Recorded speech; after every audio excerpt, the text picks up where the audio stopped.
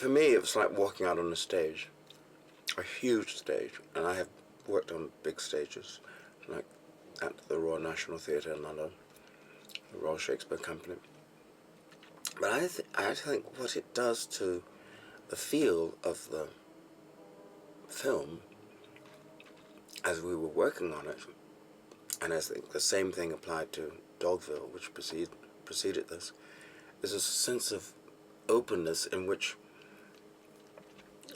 something may be happening in the in the close-up, and there's something else happening in the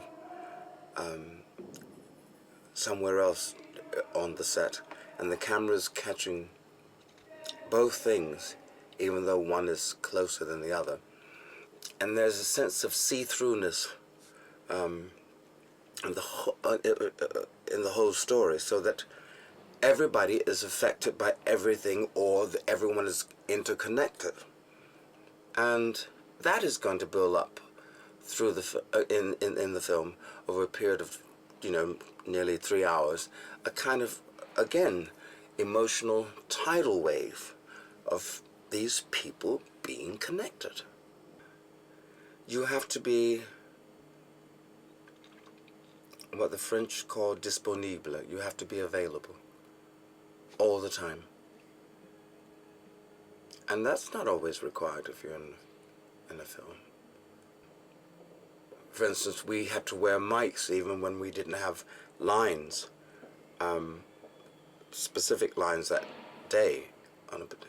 But then, because you've got the mic on, and you are sitting, and you're responding to someone who is talking, your breath, your movement, all of that is being registered on the monitor, the shift of a chair or whatever.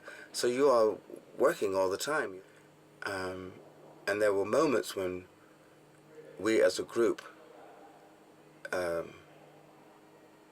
affected a scene because we were all so very present, even though it was only two people speaking.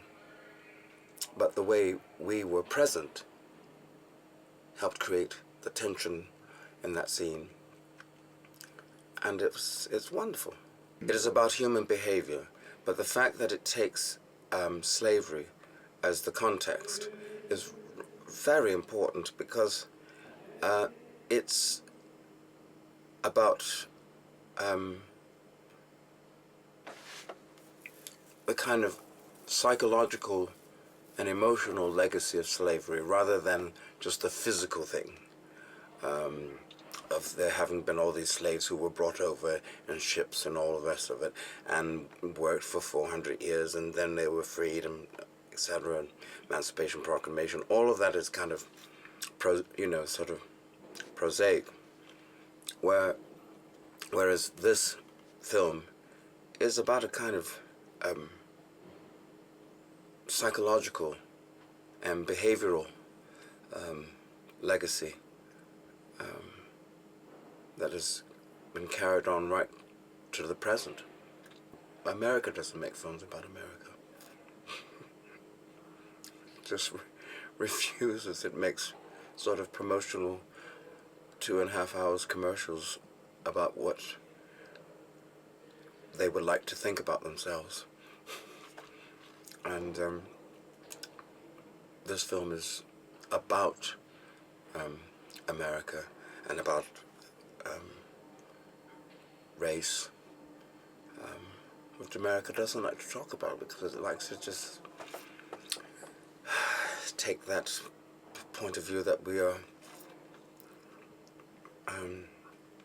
all we have to do is just all act alike and eat alike and buy alike, and then everything will be all right. And if people don't, then they are not like us. And we're afraid of even looking at ourselves, and certainly our history